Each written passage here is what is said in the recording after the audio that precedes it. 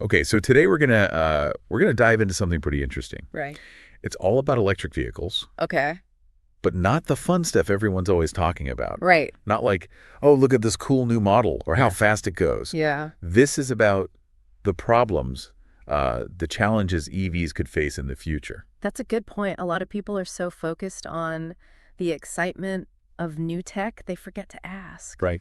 what could actually go wrong? Exactly, and that's what we're doing today. A little reality check. Love it. We got a ton of research about this, and honestly, some of it's kind of scary. Oh, yeah? Yeah, like the batteries, for example. Okay. They're obviously the core of an electric car. But Right. to me, they also feel like a huge environmental risk down the line. That's a really valid concern, and it's Like something all that e-waste. we're not prepared for at all. Yeah. Think about it. Millions of these little batteries Ugh. packed with chemicals, all needing to be taken apart, recycled properly. It's a mess. It's a huge logistical and financial challenge, and right now, Yeah. there's just not enough incentive to make it happen on a large scale. See, that's what worries me. And it's not just the recycling. Right. Your research also talks about running out of the materials to make these batteries. Oh, absolutely. We need lithium, cobalt, all that stuff, Yeah. and we need a lot of it. We do, and that's where things get a bit Like, what happens if there just isn't enough? tricky. A lot of these materials Yeah. come from places with, maybe not the best track record on environmental and ethical practices. Take cobalt, for instance. Mm-hmm. A major source is the Democratic Republic of Congo, Okay. where mining often comes with some serious issues. Yeah, and as demand for these materials skyrockets, Exactly. those problems could get even worse. It's almost inevitable. So it's not just about what happens to the batteries after they die, Right. but also where we're getting the stuff to build them in the first place. It's a whole chain of potential problems. It's like this hidden cost of going electric that nobody really talks about. Exactly, and that's just the tip of the iceberg. Oh, there's more. We haven't even talked about charging infrastructure. Oh, right. I mean, we can't all just plug in our cars at home overnight like a phone. That's true. What about people who live in apartments? Yeah, Don't have a garage or a driveway. good point. They're going to need somewhere to charge their cars too. So are we going to see charging stations everywhere like gas stations now? It's definitely a possibility, but will there be enough? And what about places without a lot of people, Exactly. like rural areas? Will they get left behind? It's a real concern. It feels like this could create a whole new level of inequality.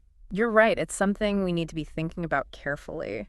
So instead of just individual chargers at homes, Yeah, we might need more creative solutions. exactly. Things like mobile charging units or battery swapping stations. That's interesting. where you can just swap out a depleted battery for a fully charged one. That would be cool. Yeah, it could make EVs accessible to everyone.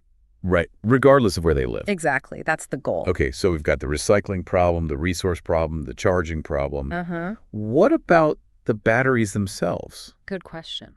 Are they going to get better, like more powerful, longer lasting? Well, the good news is Or have we hit the limit with lithium-ion technology? there's a lot of research happening right now. Oh, really? Yeah, lots of exciting developments. Like what? One of the most promising is solid-state batteries. Okay. These are basically solid blocks of material instead of the liquid electrolytes Huh, interesting. in traditional lithium-ion batteries. So what's the advantage of that? Well, they could potentially store way more energy, It's huge. charge much faster, and they're inherently safer. Wow. So does that mean longer ranges for electric cars? Absolutely. Less range anxiety. Which I know is a big barrier for a lot of people. For sure, people are worried about getting stranded with a dead battery. Yeah. Nobody wants that. But with these new technologies, That worry could become a thing of the past. yeah, that's something I can get behind. And there are other battery chemistries being researched too, Really? like lithium sulfur, which could also offer higher energy density.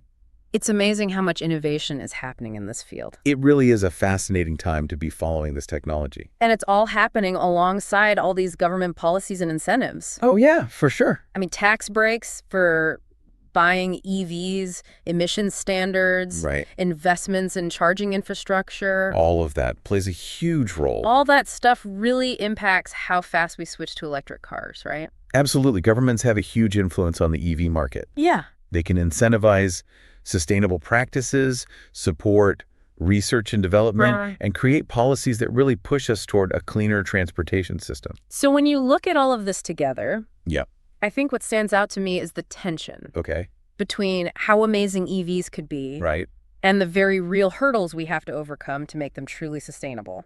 That's exactly it. It's not just a simple switch. Right. There are a lot of complex factors at play. It's not all sunshine and rainbows. And that's an important message for people to hear. Exactly. We can't just celebrate the EG revolution without acknowledging Right. the challenges that come of it. We need to be pushing for responsible sourcing, Yes. ethical recycling practices and policies that ensure everyone has access to this technology. There's a lot to think about. It is. But that's what makes it so interesting, right? Absolutely. There's so much more to electric cars than just the cars themselves. Exactly. It's a whole system, a whole paradigm shift. And honestly, I'm glad we're having this conversation. Me too. Because the more we know about these issues, Yeah. the better choices we can make as individuals to support a sustainable future. I couldn't agree more. The future is electric, but it's up to us to make sure it's a responsible and equitable future. Exactly. For everyone. Well said. Thanks. And there you have it, folks. Another deep dive complete. Always a pleasure. Until next time, stay curious. And stay informed. See ya. Bye.